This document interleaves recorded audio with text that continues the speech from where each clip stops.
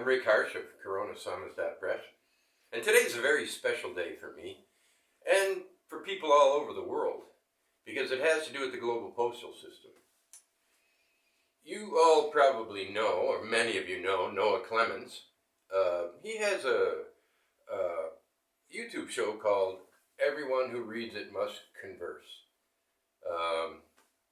If you don't know him, go there and you'll see him. I made a deal with, I'm a writer, but I'm also the general executrix, no, that would be female. I'm the president, the chief editor of Corona Samizdat Books. That'll come into play in a moment. This is an unbagging.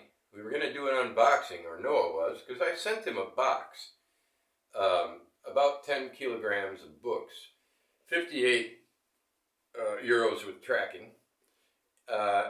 Back in around, I don't know, early December, late November, I'm not sure. And it reached his house almost. It made it to his suburb in Atlanta, and he was following the tracking, and so he went to work thinking, hey, it's in my town. It'll be there when I get home. He got home, it wasn't there. He made some calls. It was zooming back to here.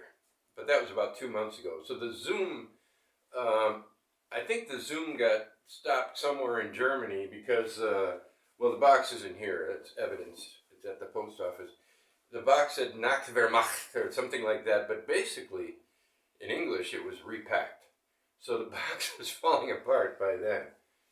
And to get the box back, which I wanted to do because you'll see why, because of what books are in it. To get the box back, I had to pay $66.99. Most of that charge was Slovene customs. I don't know why. But anyway, so I just paid $66.99. So that I had to use the press money, and so that's preventing me from doing something I wanted to do this week. But it's not definitive. So I brought the box back home, paid good money for it, paid good money to get rid of it, but I paid more to get it back. So I ripped off the plastic on top to check what was wrong with this address, because what happened was they told Noah it was undeliverable. Well, the street numbers had turned into, there's 4 numbers. I don't want to give his address away, but there's 4 numbers, and the first 2 were turned into letters. But underneath that, it had the correct address. And so, but at the post office, they just thought, oh, that's not an address here. If they'd have lifted it up, because that was a Slovene tracking page where that happened. And then underneath that was me having filled out a form with his correct address. It was correct. On the box was me with the correct address, having no idea what was in for me. I was going to go to the post office where they were going to change that address, adding a line. And all of that means that we're going to do an unbagging, because all the books I sent Noah were in here. Noah was sending me some books for my son that have not yet arrived here. So let's see what Noah's going to get, because I'm going to send him back. Oh, A Smuggler's Bible by Joseph McElroy in almost as good a condition in which I sent it. And are we out of film? Because it went kicking. Okay. Joseph McElroy. Occupied City by David Peace. If you don't know David Peace, get to know him. He's probably got a lot of money because he's done really well. Jose Lezama Lima's Paradiso, one of the classics of Gregory Rabasa's translations. Roberto Bolaño, 26666. Yeah, nice copy. Nice copy. Okay. And you're already thinking, wow, that's a good haul. But I'm not done. This suffered some Water Damage. This is an irreplaceable novel by a Slovene publisher who Miha Remec is a Slovene science fiction writer, and a publisher I'm acquainted with asked me to check the translation, and I had to do a lot of work on this book actually to get it into print. They printed it because he was in his 90s and he always dreamed of having a book in English. So that was a one-of-a-kind book. I checked my printer. My current printer printed that book, and they don't have any extras. So, okay. Here's one that all of you know. George Perec, Life a User's Manual. And then there's the saga of Hugh Glass. Now this is not rare, not one of a kind, but it's a surprising one, and it's pretty damn good. You'll not think well of that stupid fucking movie with Leonardo DiCaprio. I think it was Leonardo DiCaprio. It certainly wasn't Hugh Glass. Let's just say that. Bad movie.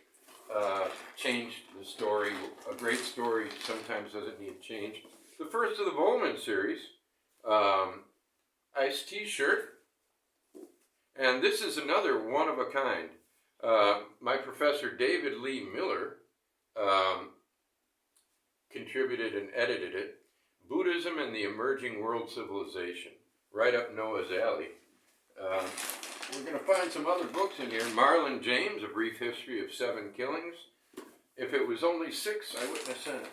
Oh, here's another bagging. Another extra bagging has been done. So this is why unboxing is easier. Okay, what do we got here? This is called The Black Book. If you open it, it explodes. Oh no, it's Günter Grass, The Flounder. Günter Grass is The Flounder. One of his great books that nobody talks about in my hearing. And now we get to some really classy stuff. Okay, this is Walk Like a Duck, a season of Little League Baseball in Italy that I wrote. And I say in here, Atlanta, baby, Greg Maddux, anti-fascist baseball book. Fucked up parents, sunny days and laughing kids, umpires who can't count, the lingering fascism in the Italian bloodstream. Nature, lunacy, my son Arjun, with love and respect, Rick. That's to you, Noah. Send you the same book that's been, harmed. Maybe you don't want it anymore. Odd Little Books. How about Almost Transparent Blue by Ryu Murakami? Classic of Japanese hip lit. The other David Peace book that I love from his Tokyo series. It's only 3 books. I haven't seen the third yet. Fantastic work. Did they lose anything? Because I think I sent them at least 5 from my press. One was that one. Here's what they did to the Driftless trilogy. Another one of mine. So a lot of water damage occurred, Cynicism Management by Border Proper. The Vardaman Flip Book. Unidentified Man at Left of Photo. It's amazing that the left of photo is still there.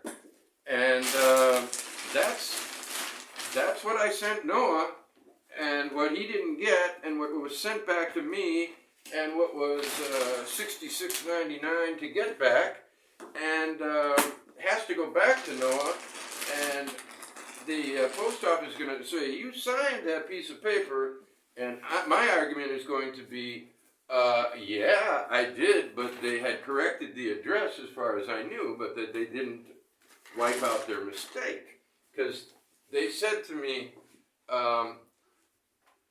letter, number. I said, no, number. And that's what they put down. But they left the letter, number. So in Georgia, they went with the top line. They didn't pursue further, the lazy bastards. They had 3 addresses. One address per shot. One didn't make sense. What is this letter, number? But right under that, you had actual, street and all of that. I don't know. Anyway, so we're going to, they're going to say, but you signed it. I'll say, yeah, but I assume, they left this number on there that I thought was removed, and they're going to say, but you still signed it. And I'm going to say, look, come on, be human. And that's where the Balkan fits in. A lot of times you get screwed by the Balkan. A lot of times you get unscrewed by the Balkan. The fair thing here would be for them to give me my money back and then send the box for me again, because it was their clerk's mistake. Simple mistake, but how much should I pay for a simple mistake? I don't know. Here's to you, Noah.